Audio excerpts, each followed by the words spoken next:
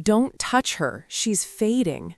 The hallway's packed. Cops everywhere, half of them with guns drawn, radios going crazy.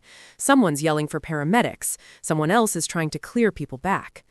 Hannah feels herself lift off the ground. Everything's distant, wrong, like her body's already checked out. Her phone hits the tile. The crack echoes louder than all the shouting. The guy holding her doesn't even glance at the cops, doesn't look at the blood soaking through his suit.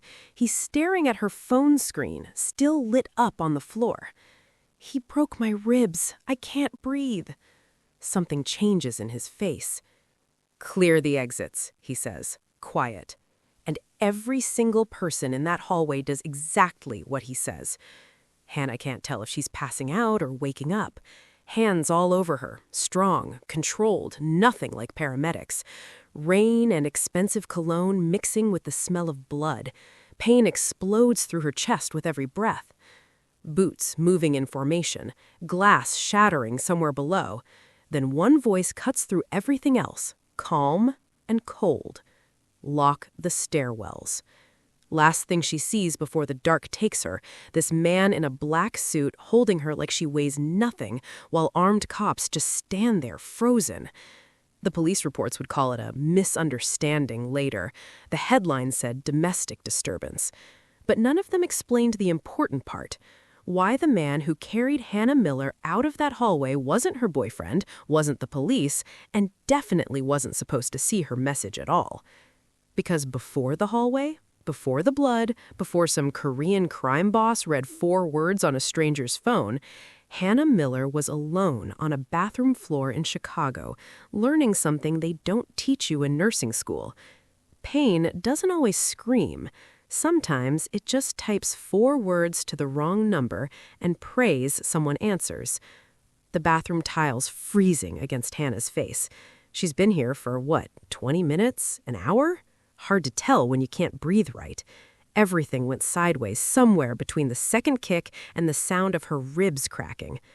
Jacob left half an hour ago. She heard it all, the door slam, his car starting, him just driving off like this was a normal Tuesday night, like he didn't just beat her unconscious in their own apartment. Hannah tries to move. Bad idea.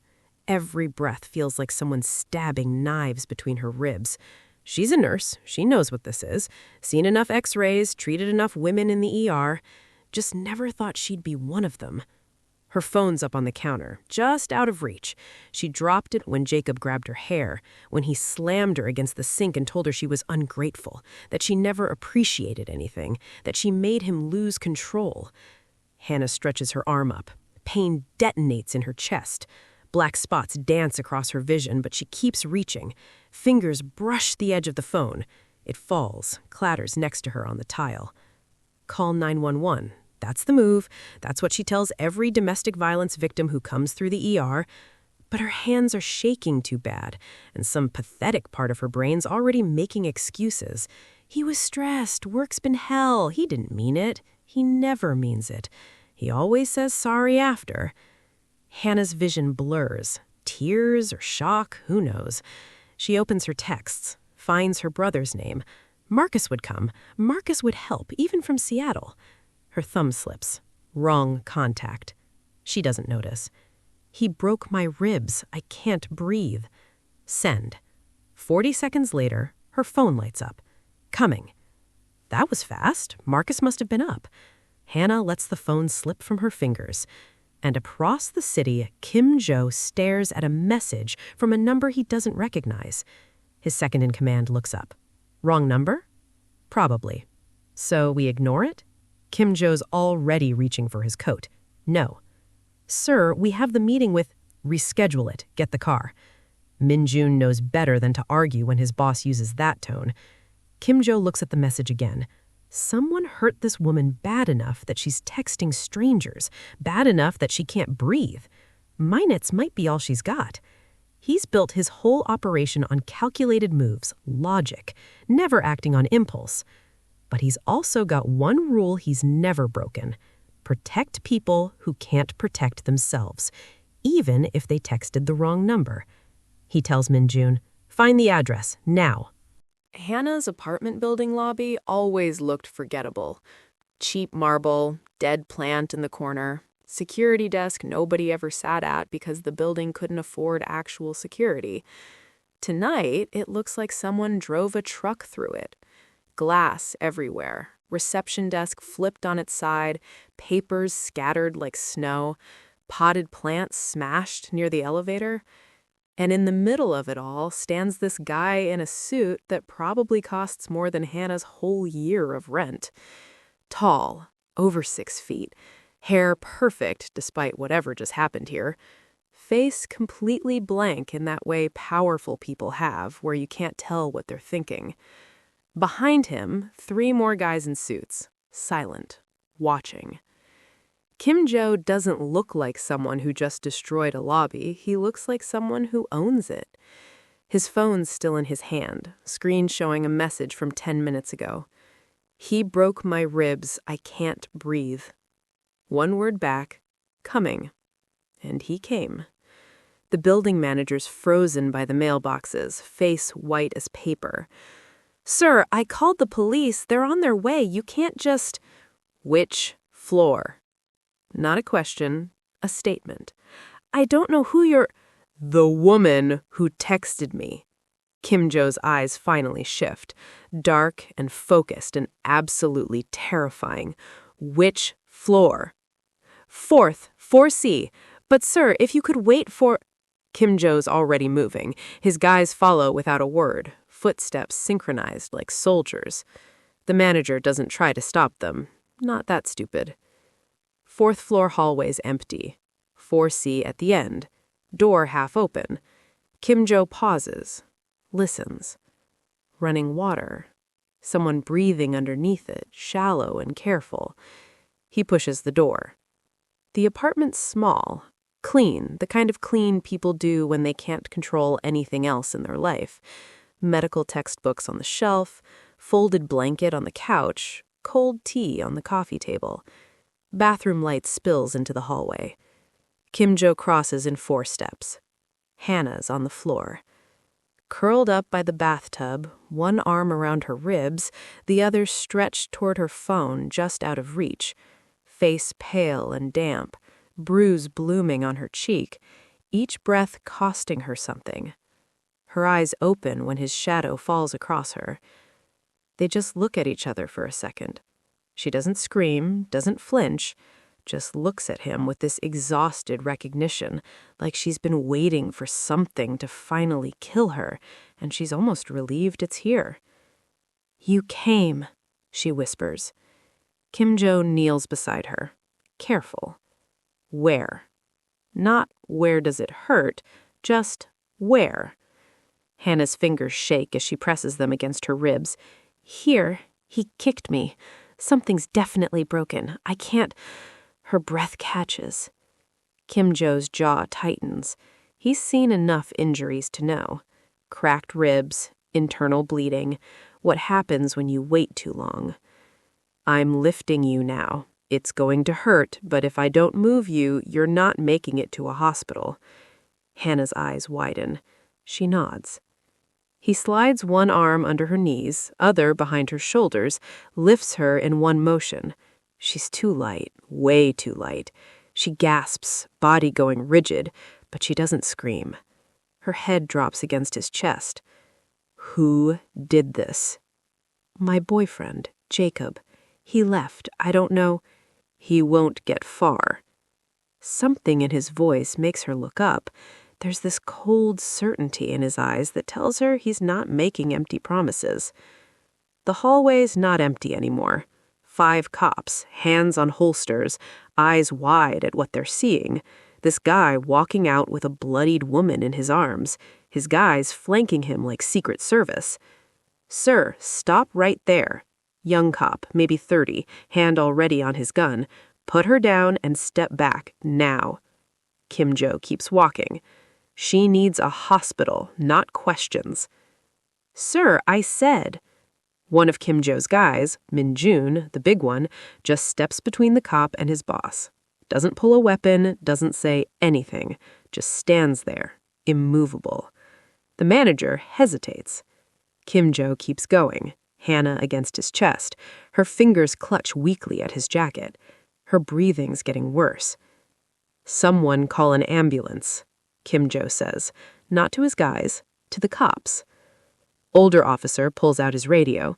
"Dispatch, ambulance to 1247 West Monroe, 4th floor. Female victim, possible internal injuries." Kim Jo reaches the stairs. The young cop finds his voice. "You can't just leave. We need a statement. We need—" Kim Jo stops, turns his head just enough to meet the cop's eyes. "You need to find Jacob." The way he says the name drops the temperature 10 degrees. "Before I do." Lobby's swarming now. More cops. Paramedics rushing in with a gurney. Lights painting everything, red and blue. Kim Jo lays Hannah down on the stretcher. She doesn't let go of his sleeve right away. "Why?" Her voice cracks. "Why'd you come? You don't even know me." Kim Jo looks down at her. For the first time since he got here, something almost human crosses his face. "You asked for help. I don't ignore that." Hannah's fingers finally release. The paramedics move fast, vitals, stabilizing, asking questions she barely has breath to answer. Kim Jo steps back, hands in his pockets, suit jacket stained with her blood. A detective in plainclothes approaches cautiously. "Mr. Kim?" So they know who he is. Of course they do. "We need to come down to the station, answer some questions." Kim Jo's gaze stays on Hannah as they lift the stretcher. "I'll send my lawyer in the morning." "Sir, that's not—" She was dying. That's all that mattered. He walks out. His guys follow. The detective doesn't. Outside, the black sedan is waiting, engine running. Kim Jo slides into the back. Min Jun closes the door, takes the passenger seat. The driver glances in the mirror. "Where to?" Kim Jo pulls out his phone, opens contacts. "Find Jacob." Doesn't specify what happens after. Doesn't need to.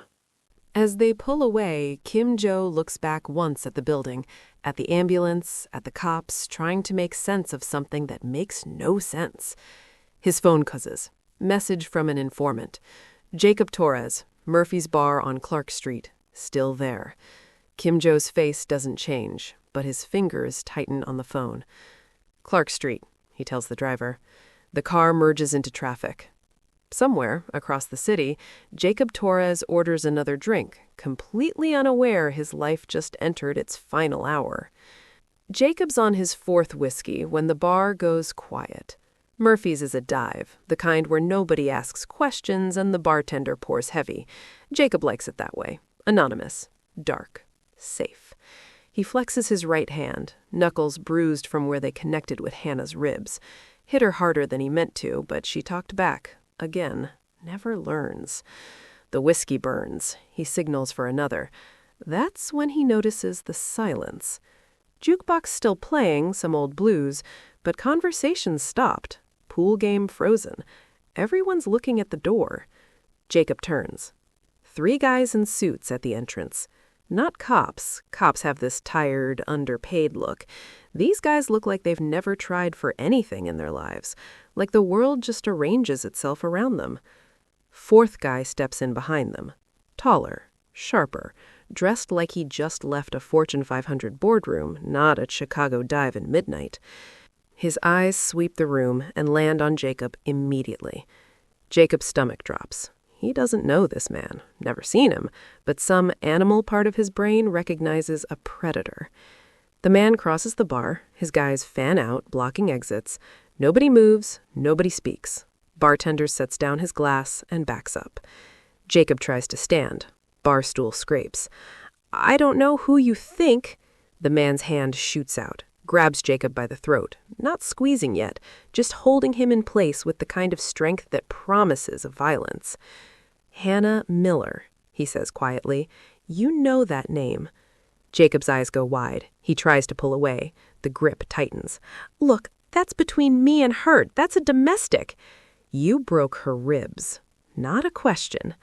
Jacob's face goes pale. You texted you? That bitch! The sound cuts him off. Bone-breaking.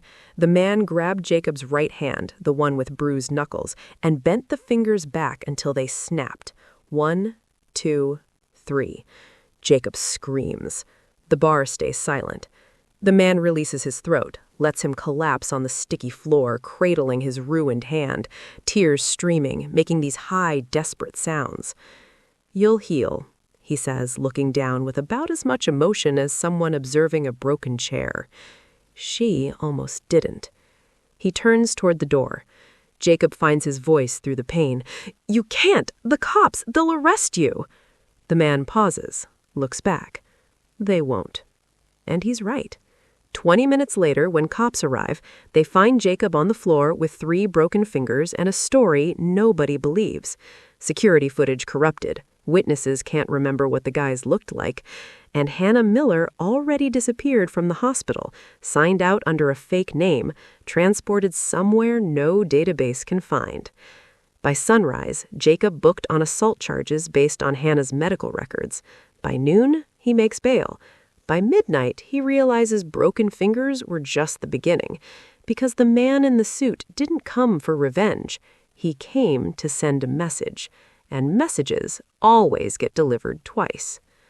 Hannah wakes up to sunlight that doesn't belong to her life. Not the harsh angle that cuts through her apartment window every morning, not gray Chicago dawn through dirty glass. This is soft, golden, expensive. She opens her eyes slow, body bracing for pain. Ribs ache, deep and tired, but manageable. Someone gave her something strong. Ceiling above her is vaulted, crown molding, chandelier that looks like it belongs in a museum. The bed underneath is enormous, sheets that Egyptian cotton you can actually feel. This isn't a hospital. Hannah sits up careful. Breath catches. She's wearing clothes she doesn't recognize, soft gray loungewear that fits perfect. Phone on the nightstand, charged, glass of water next to it, 2 pills in a dish. She reaches for the phone. 43 missed calls, 67 texts, most from her brother, some from coworkers, and 1 news alert that makes her blood ice over. Domestic violence victim vanishes from Chicago Mercy Hospital, police investigating possible abduction. Hannah's hands start shaking. She scrolls. Another headline. Woman in alleged assault case deemed emotionally unstable by boyfriend's attorney. Questions raised about credibility. Her stomach turns. Jacob's lawyer already spinning it, making her the problem, the unstable ex, the woman nobody should believe. She's seen this before, in the ER where she works, women coming in with broken bones and haunted eyes, only to recant everything days later when their abusers get lawyers who know how to weaponize doubt. Hannah swore she'd never be one of them. Now she's a headline. The bedroom door opens. No knock. It's him, the guy from last night, dressed casual now, black pants, white shirt, sleeves rolled up. Looks like he's been awake for hours. His eyes go straight to her, assessing. "You're up. Good. How's the pain?" Hannah stares at him, the stranger who carried her out, who broke her boyfriend's fingers, who apparently kidnapped her from a hospital. "Where am I?" "Somewhere safe." That's not an answer. His expression doesn't change. He walks to the window, pulls back curtains. Beyond the glass, manicured grounds, fountain, trees that look professionally maintained. Distance, a high stone wall. "My estate," he says, 20 minutes outside the city. Private, secure. Hannah's voice rises, despite the pain. You can't take someone from a hospital." "Without what? Permission?" He turns to face her. "You were listed Jane Doe. No family contacted. Your boyfriend already working with his lawyer to control the story. If I'd left you there, how long before he shows up with flowers and apologies, convinces you to drop charges?" Hannah's jaw tightens. She wants to argue, tell him he's wrong. They both know he's not. "I didn't ask for this." "You asked for help. I'm giving it, whether you like the method or not." He moves to the door, pauses. "Doctor's downstairs. He'll check your ribs. Your brother's been notified you're safe. He can visit this afternoon." Hannah looks up sharp. "Allowed?" "This is private property, Miss Miller. I control who enters. So I'm a prisoner." He studies her for a long moment. Something flickers in his eyes. Not quite sympathy. "You're protected. There's a difference." He leaves. Hannah sits in the enormous bed in this beautiful room, surrounded by luxury that feels like a trap. Outside the window, men in suits patrol the grounds. Not police, not rescue. Guards. She picks up her phone again, stares at the headlines calling her unstable, a liar. The man who saved her life also made her disappear. She bursts through a door onto the flat rooftop. Rain hits her face. When did it start raining? Storm came in fast, turning the night into water and wind. Kim Jo stands near the edge with what's left of his guys. Maybe 6. All armed, all bleeding. Defensive position, using rooftop equipment as cover. He sees her immediately. First time since she met him, Kim Jo looks surprised. "I told you to stay in your room." Hannah stumbles toward him, gasping. "There were men. I had to—" "Get behind me, now." She obeys. Below, the estate's a battlefield. Fire spreading through the east wing, bodies scattered across the grounds. From the garden darkness, more figures emerge. Leading them, hand still in a cast, Jacob. Even from here, through the rain, Hannah can see the rage on his face. He brought an army to take her back, and Kim Jo has nowhere to retreat. Rain turns the rooftop to black glass. Hannah presses against the concrete unit, ribs screaming. Kim Jo stands 3 feet away, perfectly still despite chaos, water streaming down his face as he assesses with cold precision. Below, Jacob's voice cuts through the storm. "Hannah!" Base of the building now, flanked by a dozen armed men, some in suits like Kim Jo's people, others look like hired muscle. "I know you're up there. This ends when you come down." Kim Jo's jaw tightens, pulls out his phone, no signal, throws it aside, turns to Min Jun. "How long until backup?" 15 minutes, maybe 20. "We don't have 20. Sound of a helicopter cuts through thunder, distant but approaching. Kim Jo's extraction, only way off this roof alive. Hannah looks up, then back at him. "You called for a helicopter?" 10 minutes ago, before they cut power. It'll land on the north corner. We hold until then. Bullets sparks off concrete beside Hannah's head. Attacks begun. Men pour onto the rooftop from 2 access points. Kim Jo's guys return fire, sound deafening, muzzle flashes turning rain into frozen light. Someone goes down. One of Kim Jo's guards.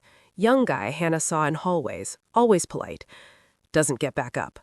Kim Jo moves with brutal efficiency, controlled bursts dropping attackers surgically. But they keep coming. Too many. Helicopters louder, close. Then Hannah sees him.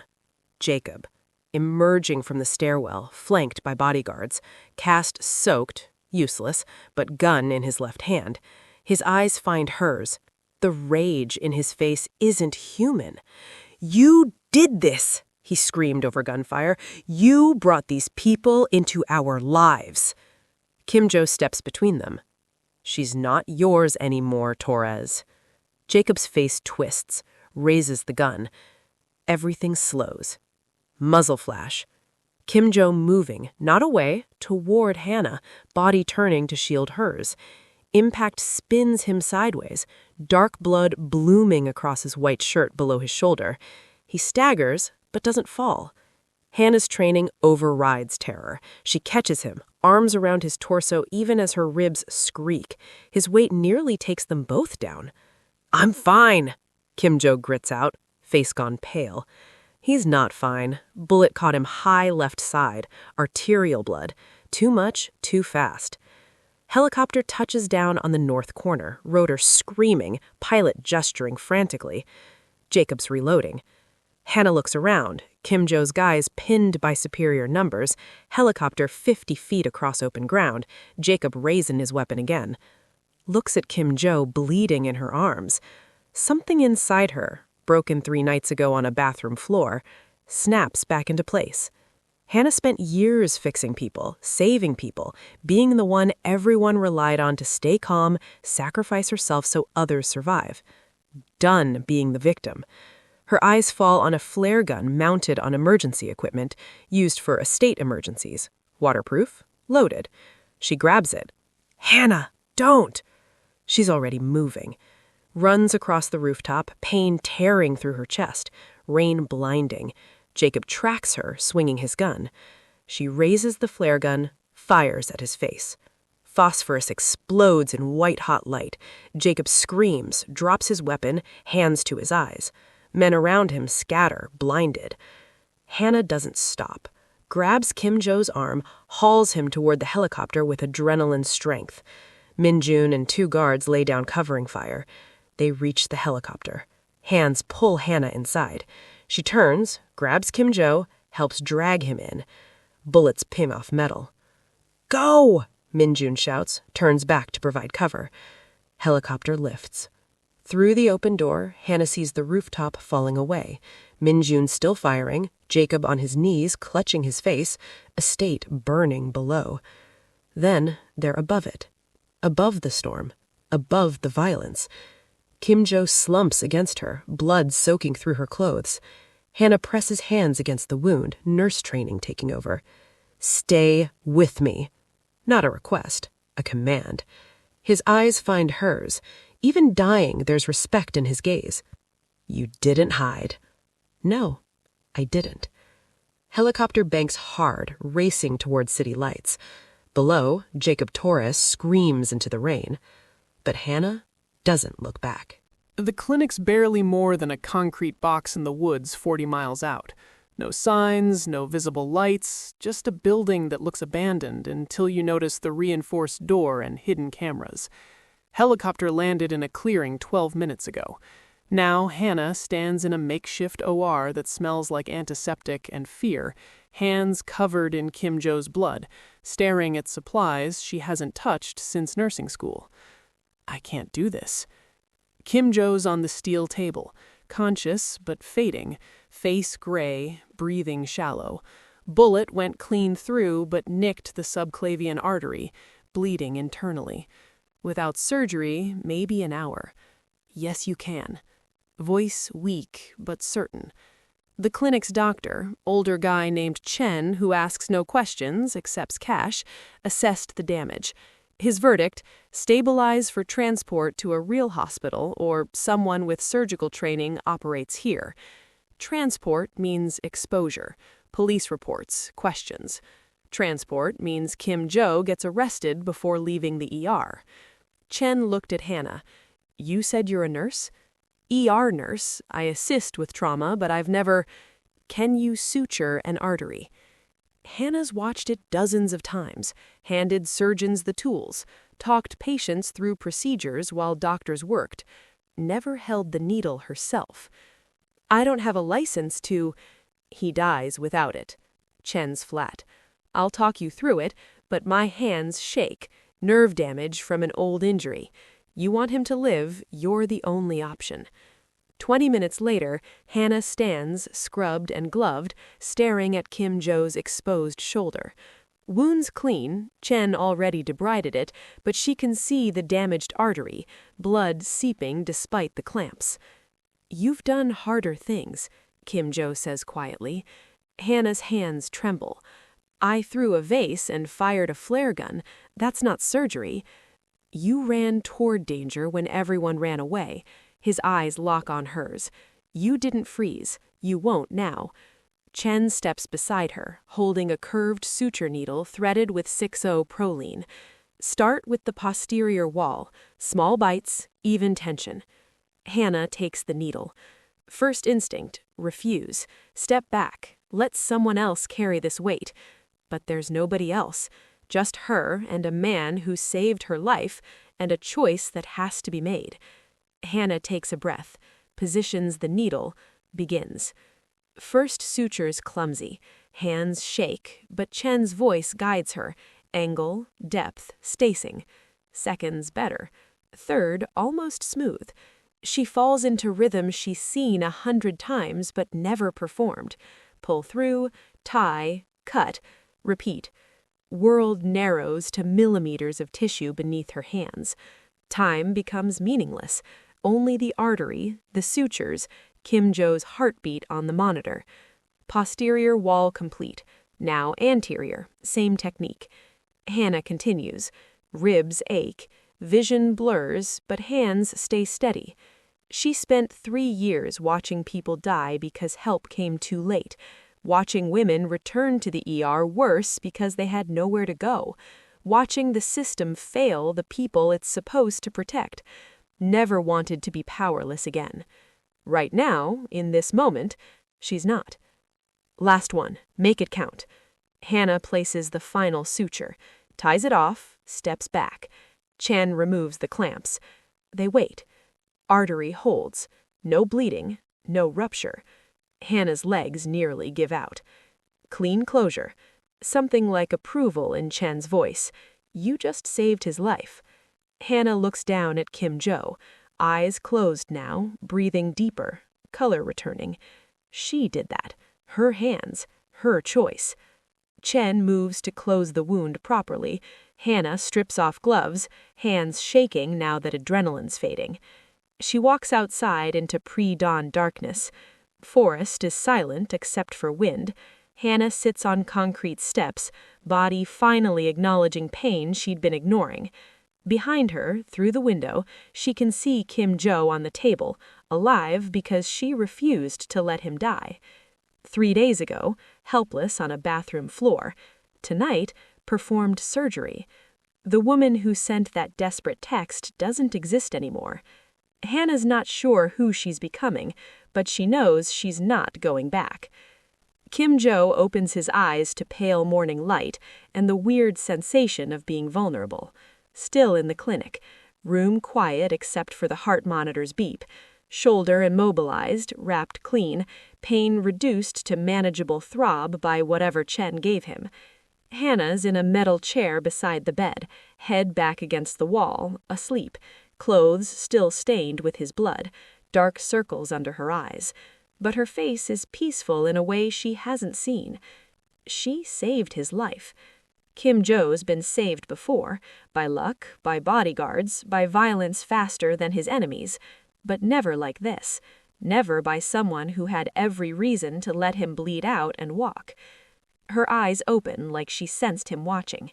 They look at each other. Long moment, no words, just acknowledgement of what passed between them in 72 hours. How do you feel? Like I got shot.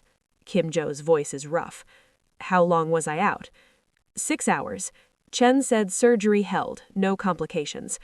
Hannah stands, moves closer, nurse instincts checking his vitals without touching equipment. You need rest. Weeks. Don't have weeks. You don't have a choice. Almost a smile crosses Kim Jo's face. Giving me orders now? Someone has to. Hannah's serious. Your guys told me what happened at the estate while we were in the air. Min Jun didn't make it. 2 others. Buildings destroyed. And Jacob is alive. I know. Hannah's jaw tightens. How? If he was dead, my people would have led with that. Kim Jo shifts. Pain flares. What else they tell you? Jacob's face is scarred from the flare.